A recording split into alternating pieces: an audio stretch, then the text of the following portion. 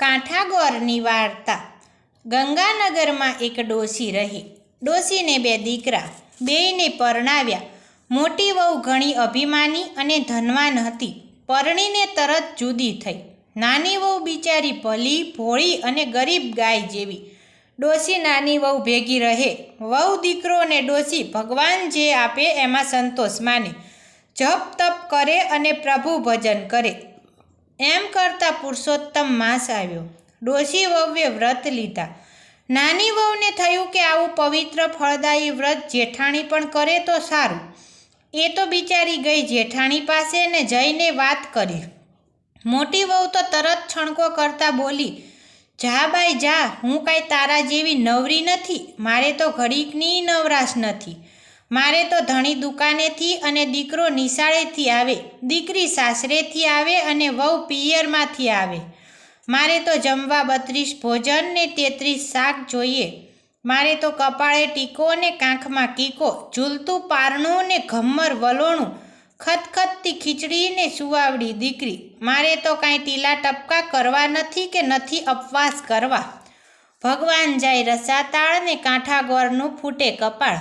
તું તારે ભજ તારા ભગવાનિયાને અને જમાડ તારા એ ભામટાઓને। મારી જાણ બલા રાત, જા અહીંથી વેગળી ખસ। નાની વહુ તો એનું આવું અપમાન થયું એટલે દુઃખી હૈયે ચાલી ગઈ।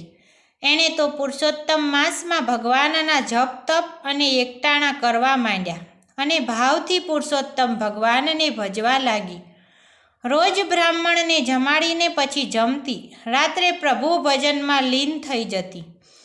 આ વાતને થોડા દિવસ વીત્યા અને કાંઠાગોર જેઠાણી ઉપર ક્રોપાયમાન થયા।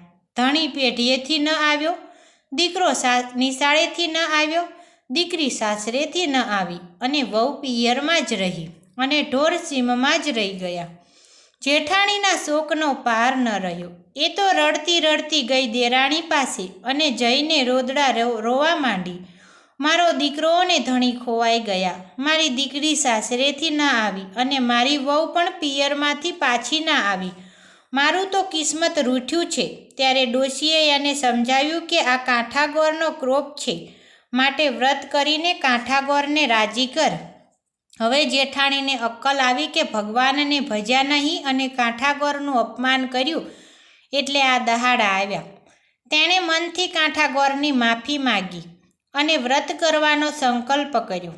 જેઠાણીએ તો ખભે લાલ ચૂંદડી લીધી, જમણા હાથમાં કળશ થાળ લીધા, ધૂપ દીપ પુષ્પ લીધા અને અબીલ ગુલાલ લીધા, શ્રીફળ સોપારી લીધા અને કાંઠાગોરનું ભાવથી પૂજન કર્યું। આંખના અશ્રુથી કાંઠાગોરના ચરણ પખાળ્યા। આજીવન વ્રત કરવાનો સંકલ્પ કર્યો। કાંઠાગોરની કૃપાથી છેવટે સારાવાના થયા। પતિ પુત્ર પાછા ફર્યા। દીકરી સાસરેથી આવી, વહુ પિયરથી દોડી આવી, ઢોર સીમમાંથી પાછા આવ્યા। જેઠાણી તો રાજીના રેડ થઈ ગઈ અને કાંઠાગોરનો આભાર માનવા લાગી। મનમાં પસ્તાવા લાગી અને જીવનભર હવે કાંઠાગોરનું વ્રત કરીશ તેમ મનોમન નક્કી કર્યું અને બ્રાહ્મણોને જમાડી વ્રતનું ઉજવણું કર્યું। જે કોઈ પૂંજે કાંઠાગોરની કૃપા પ્રભુની થાય, સુખ સમૃદ્ધિની છોડ ઉડે, વૈકુંઠવાસ થાય। હે કાંઠાગોર, પશ્ચાતાપથી શુદ્ધ બનેલી જેઠાણીને, તેની દેરાણીને અને સાસુને તમે જેવા ફળ્યા એવા શ્રદ્ધાથી તમારું વ્રત કરનાર સૌને ફળજો। જય જય પુરુષોત્તમ ભગવાન।